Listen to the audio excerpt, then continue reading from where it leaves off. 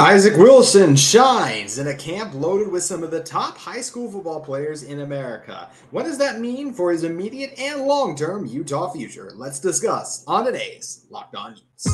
You are Locked On Utes, your daily podcast on the Utah Utes. Part of the Locked On Podcast Network. Your team every day.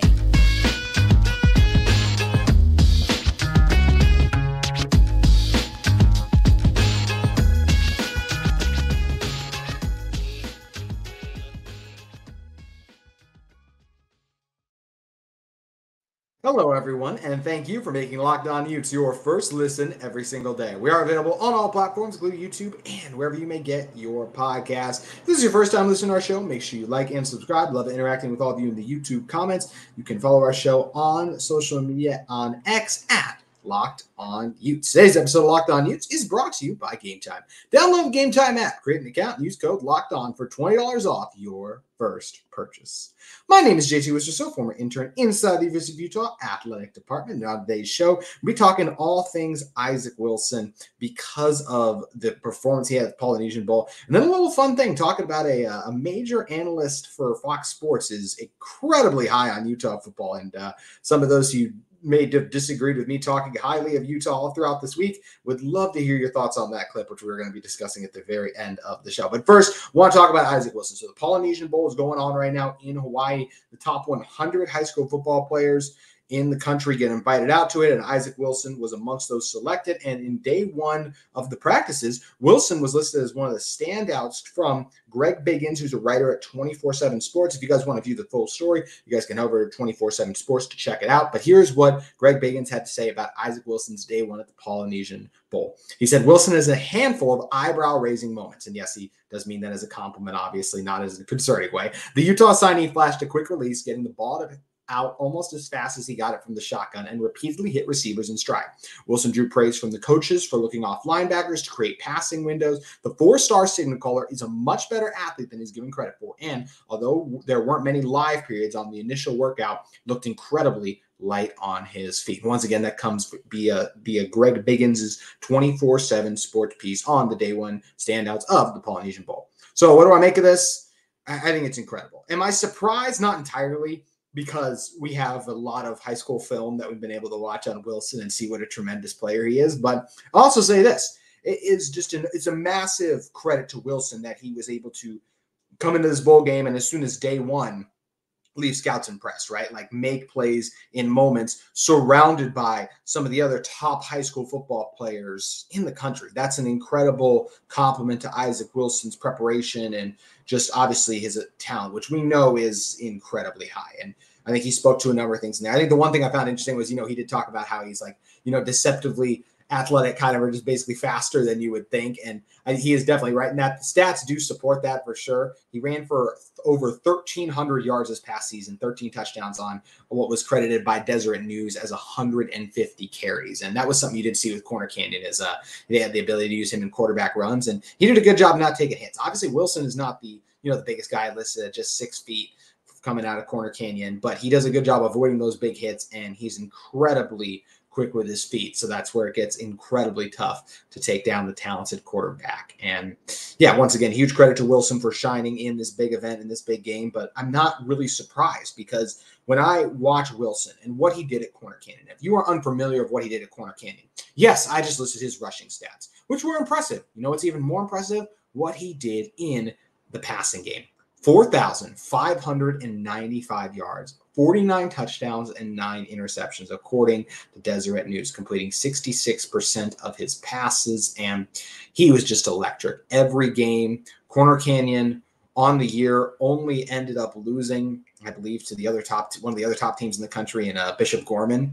And outside of that, he was just, and even in that game, right, he still accounted for 3 touchdowns, had his team up early, just hard to maintain that advantage against a team that talented. But give Wilson a ton of credit. I mean, just one of the best seasons we've seen from a Utah quarterback. And yes, I know Jackson Dart came through. All the Corner Canyon quarterbacks obviously do great and incredible things, right? But what Wilson did this past year was tremendous, and is the reason he's up for Gatorade, not just Utah's Gatorade Athlete of the Year. He's up for like the National Max Preps Player of the Year, and he absolutely earned that distinction. And stats are great, but how do you look while doing it? Well, when I turn on the tape and watch Isaac Wilson go to work, this is what I see. I see a guy who does a great job manipulating safeties with his eyes. I think that is something that we talked about in the 24/7 piece, right? About how he does a good job just like looking off safeties and kind of making those plays. And you can see that when you turn on Wilson's film, is he will literally know pre-snap, like, okay, all I have to do is look to the left and I'm going to get that safety sitting in the middle of the field to drift over to that safety's right a little bit, therefore opening up that passing window that I need to fire in that accurate throw, which he does deliver a lot of accurate balls too. So once again,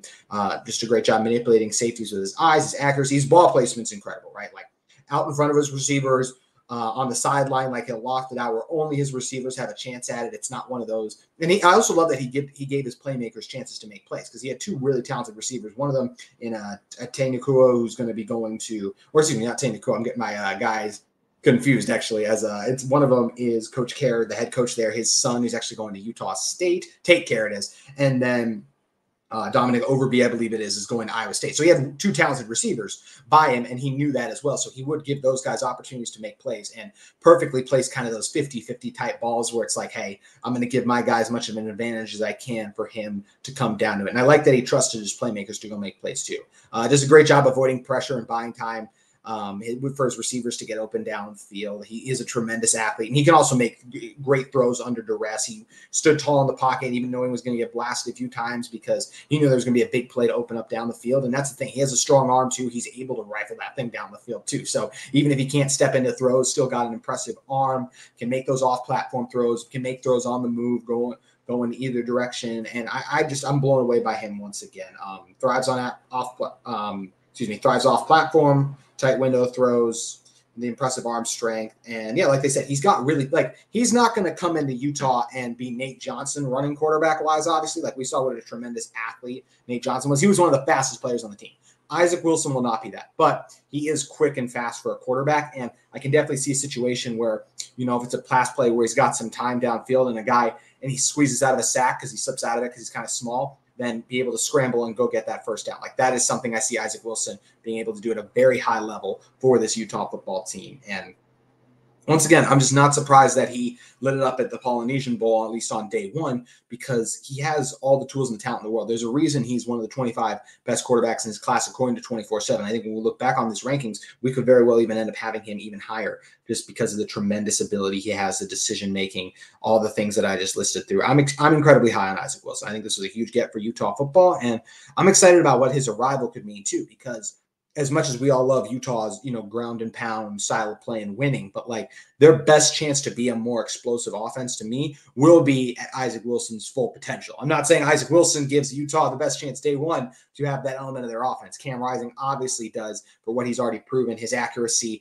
ability to stay. I mean, he's a seventh-year quarterback now, so he's seen a lot of things, even though he hasn't played all 7 of those years. I feel like that gets lost in translation with Cam all the time. So when you're talking about Isaac Wilson at his best, I think is a level of just explosive offense-wise that we have not witnessed at Utah in a long time now. So I think that is something that fans should be really excited about if he can reach his potential. But the question then becomes, when do we see that?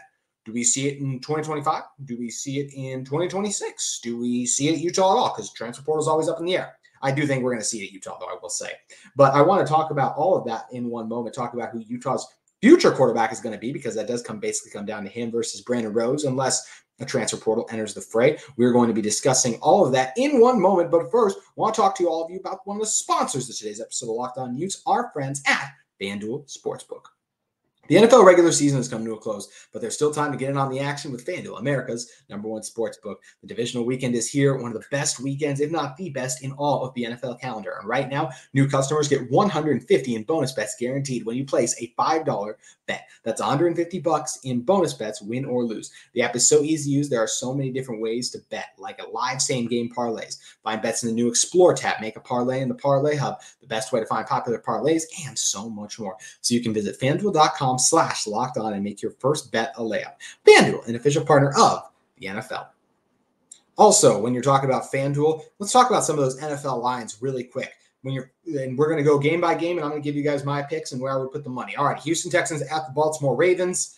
The Ravens are the 1 seed for a reason to me. As much as CJ Stroud's story has been fun and incredible, we were talking about Roquan Smith, Justin Matabuke on the Ravens D-line, talking about Lamar Jackson. I'm going to roll with the Ravens in this one, and I like them to cover the 9.5 spread. The 49ers have the best roster in the NFL to me top to bottom. I know what Baltimore did to them, and I know how Green Bay looked coming off their game against the Dallas Cowboys. That was a rough one, Cowboys fans. But 49ers, I think, cover the 9.5 once again here. Tampa Bay against Detroit. Detroit, I love the story, and I think they're so talented in the trenches. I like the way Jared Goff's playing right now, and I do trust Jared Goff more than I trust Baker Mayfield.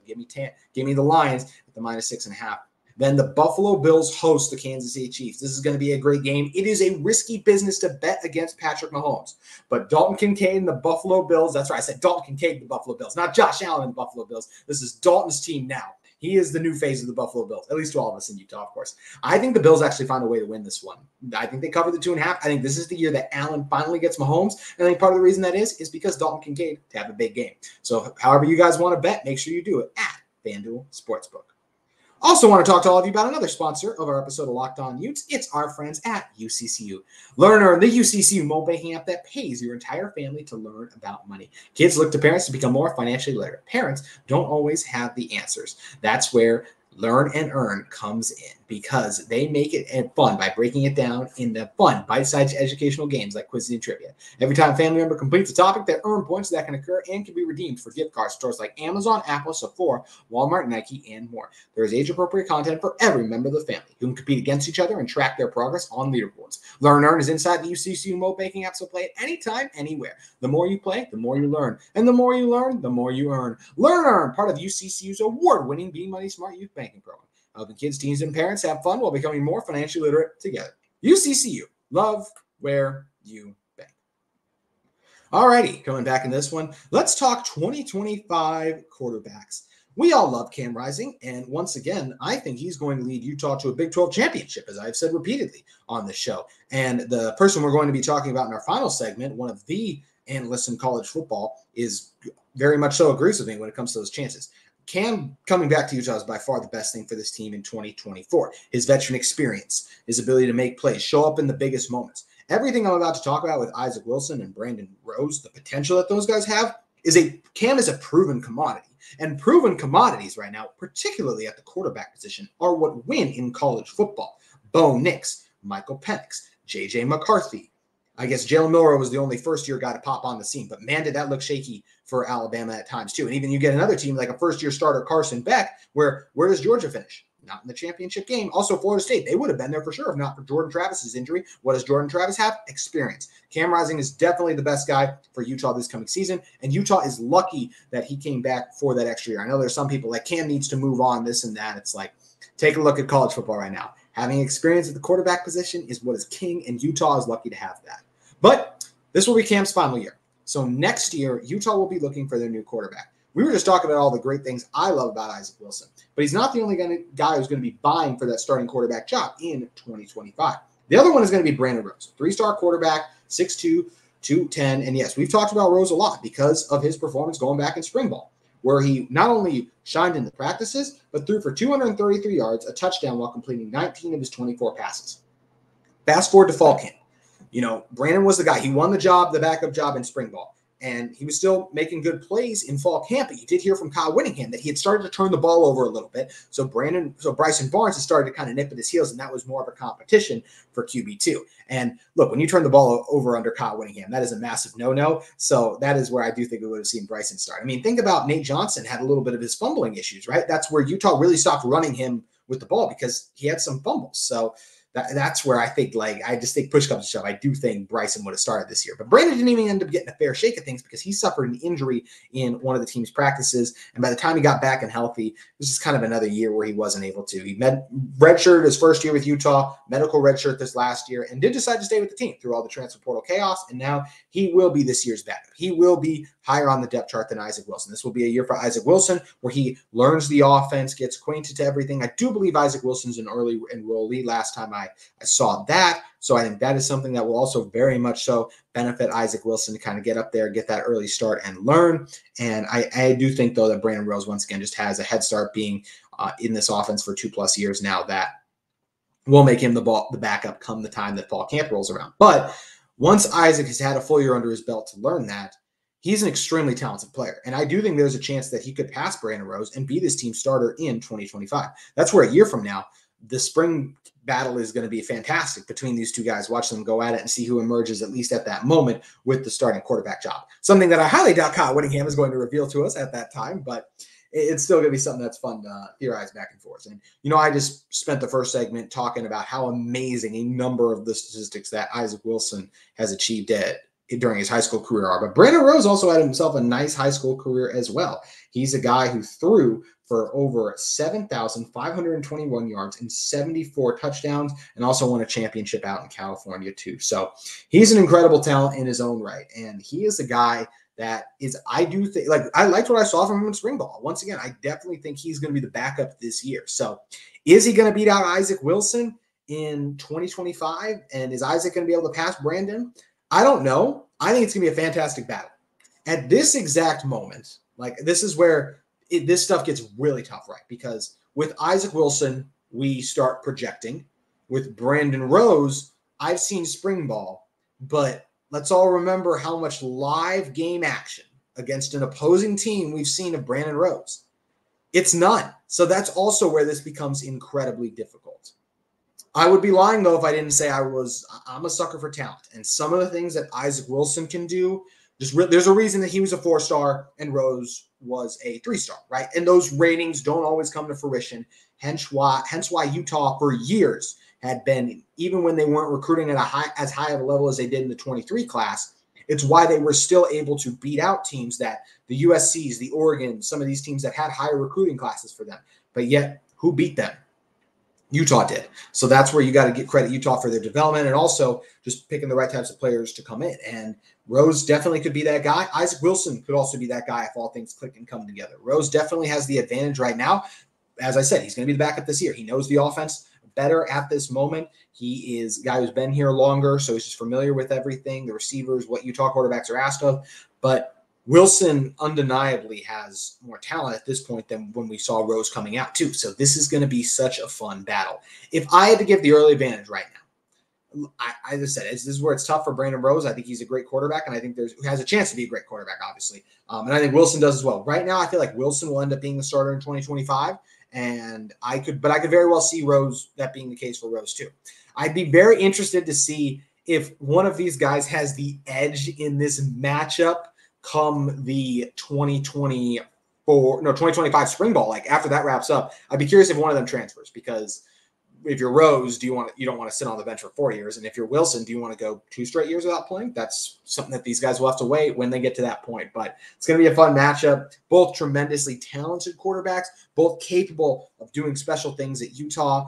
But it's hard not to see that 4-star talent, some of the plays that Isaac Wilson made and all the awards that he's up for, and not be enamored by that, as I kind of mentioned, to leaning towards him being the starter in 25. But that's what also makes this stuff funny. This is all speculation. We are over a year and a half away from seeing who the starter for the 2025 Utah football season is going to be. Like, that's how far off this is. And we still got a long spring ball and fall camp ahead to see who for sure wins the backup. I believe Brandon Rose will.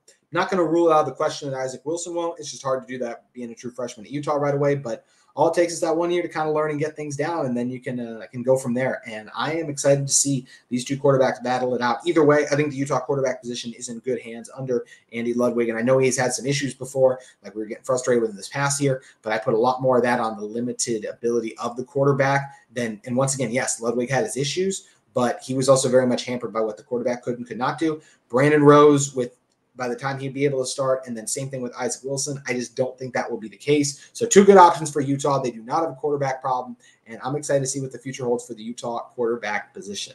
But because the present for the Utah QB, as I mentioned, Cam Rising himself, is so bright, Utah has a chance to do some special things in 2024. And a lot of Big 12 fans who I don't think they really watched or follow Utah in the past, it's also funny. I love the ones who are like, Utah did that in the Pac-12, like, as if the Pac-12 wasn't really dang good last year. And even that year before that, like Bo Nix and Penix, still very good quarterbacks and things. Like the Pac-12 has been better than their perception, I would say, the last few years, especially this previous one. For Utah to go through the injuries they did and win as many games like that, it was either the best or second best comp. I might go the best still. Top to bottom, I might go the Pac-12 is the best. Maybe y'all want to say the SEC. I don't have a huge issue with that, but I might go with the Pac-12 because of the top-end quarterback talent there. But either way, Utah is incredibly talented, and they get Cam Rising back, which is a huge deal. I'm high on Utah, and I am very much so not the only one. As Fox Sports' Joel Klatt, or just Fox's, he calls their call like the college football, like the game between Ohio State and Michigan. That's Joel Klatt. He's the Kirk Herbstreit of Fox Sports, or just Fox College Football. And he had some very high praise for Utah football. I want to react to his comments that he made in one moment. But first, I want to talk to you all about another sponsor of our episode of Locked On Utes. It's our great friends at Game Time. With Game Time, they make buying tickets even easier. And you shouldn't have to worry about buying tickets to your next big event. That's where Game Time comes in. It's the fast and easy way to buy tickets for all sports, music, comedy, and theater events near you. They have great last-minute deals, all-in prices used from your seat, and their best price guarantee. Game Time takes the guesswork out of buying tickets. They have things like last-minute tickets, flash deals, zone deals, and it's just easy to find and buy tickets for every kind of event in your area. They have view from the seats in your venue. They have their low price guarantee, even event cancellation and protection, plus job loss protection. And Game Time is the place to be. Those deals, as I mentioned, the flash deals and the Game Time guarantee, which means you'll always get the best price if you find tickets in the same section of row for less. Game Time will credit you 110% of the difference. Download the Game Time app, create an account, and use code LOCKEDON, which is capital L and O, for $20 off your first purchase. Terms apply. Again, create an account and redeem code LOCKEDON for $20 off. Download the Game Time app today. Last minute tickets, lowest price guaranteed.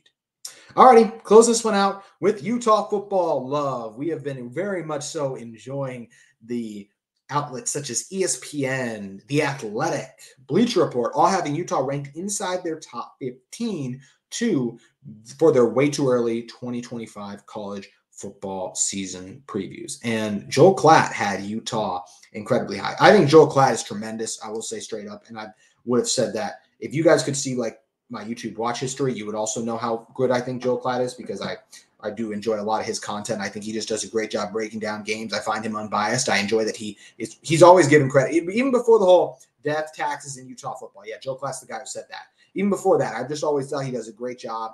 I think he's, once again, fair. I think his football knowledge is exceptional, and he calls it as he sees it. And I think there's a reason he's very high on Utah football, because when you look at this Utah roster, you see a lot of talent with it. Here are some of the things that he said about Utah football in his podcast. Actually, the very first thing he said in his way too early top 25 rankings talking about Utah was he mentioned that he started by apologizing for having them so low, because he thinks they should be higher, but just right now he's like the lowest I'm going to have them is 8 when my top 25 comes out before the year, but I can even see them being higher than that. He just talked about them getting Cam, Brant back, and also said the defense. He said this is a plug-and-play defense because they're always tough and play well. He just highlighted how well Utah develops and replaces talent, which is absolutely true, because think about it. Brant Keithy tore up the tight end room for Utah in 2021, 2019, just all the years before that. And then he gets hurt. What happened? Dalton Kincaid. No one heard of this guy to San Diego, and Utah helped him become the player he is now, making plays in the NFL. Clark Phillips, Jalen Johnson, both impressive defensive backs who came through the University of Utah, now doing their thing in the NFL. Even guys such as Julian Blackman, Terrell Burgess was making plays at the NFL level too. Recently, I think he was on a team this year too. And what happens? Then Utah finds Cole Bishop, Sione Vaki, all these guys go out there and do their things. Joel went on as the highest to say is like the best developmental program in college football is obviously Michigan. But he said like Utah's in the discussion for like the very next team after that for him. And I think he's once again true. Which team has done more with less in terms of like 3-star talent, like not 3-star talent, but just in terms of the talent they're getting recruiting wise? That's where you have to give Utah a ton of credit for developing and helping these identifying the right players and helping them develop and reach their full potential. Hence why Utah was winning Pac-12 championships without these recruiting classes that are full of 4 and 5 stars. They were beating the teams with those guys because of how well they developed. So that's why I think that was a fair thing and an accurate thing for Klatt to say. He also just like made the point, hey, when Cam Rising's been healthy the last 2 years, Utah's won their conference. And once again, going back to 2022, that was a really good conference at the time, too. I would just like to add, too. He also just, like I kind of talked about earlier, how important experienced QBs are. He very much so brought that up with Cam Rising. And I say this all the time about Cam. and I hope some of you who are just Big 12 people, most of them probably turned off the show by this point because I talked about them a few times already, and it's just hard to keep people to the end of these shows anyways. But when you're talking about an experienced quarterback like Cam Rising, Cam does not pop up on ESPN. Like all these quarterbacks most of the quarterbacks that you think of that are elite make more wow throws than Cam. But you know what Cam does? He makes lots of winning plays with his legs. He delivers the ball accurately. He moves the chains and finds ways to win. He's 2-0 in conference championship games. He also has wins against Oregon, USC in the regular season, and continued to keep Utah's home winning streak alive because he's that kind of a player and a winner, and that has to be applauded. And that matters when you're talking about college football because quarterback is the most important position on the field, of course. So he just says that Utah should be the preseason favorite in the Big 12, and even said this. Utah, they look like one of the best teams in the country and easily could be a top 4 team because of the playoff. If you win your conference next year, remember, you get that first round bye, and Utah is going to have a great chance to win their conference and get that type of a bye because they're talented. Once again, offensively, you get Cam, you get Brant back, you have some other guys who are reliable and returning. And as he said, defensively, it's plug and play in the secondary. We have a proven track record to show Utah secondaries are good. I know JT Broughton, once again, was he amazing last year? No, he had his struggles and ups and downs, but he still played well overall. He was not a bad cornerback, hence why Utah's defense was still really good. Who carved up Utah? Bo Nix and Michael Penix. Those guys will both be selected in the first 2 rounds of the NFL draft. Like I'm not going to be mad for giving up. And also, it wasn't like those guys got embarrassed. It wasn't like Utah gave up 45 points to those teams too. Like Washington got to 40, and yeah, Oregon did it, but they didn't do anything that they didn't do against the other teams either. So I just think some of the hate and crap about those guys gets a little out of control at times. But Joe Klatt, incredibly high on Utah football, and I agree with all of his points. I would encourage you guys to check it out and see what he said, because if you are for Utah, you're going to enjoy it. And if you're not for Utah, I think you should at least respect what one of the top analysts in the game has to say. He's, once again, literally Fox's #1 guy. So I encourage you guys to check it out to hear some more people hype up Utah football outside the guy who just hosts the podcast with Utah, or I should say with Utes in the name. And speaking of that podcast, that is going to do it for our episode of Locked On Utes today. I appreciate all of you who listen to us. Make sure you keep your guys' eyes peeled. We'll have post-game reactions for some of the basketball games. And, of course, a lot more news to talk about. There's still lots happening in the transfer portal and more things relating to Utah athletics. And we look forward to covering it all with you on Locked On Utes. Have a great weekend.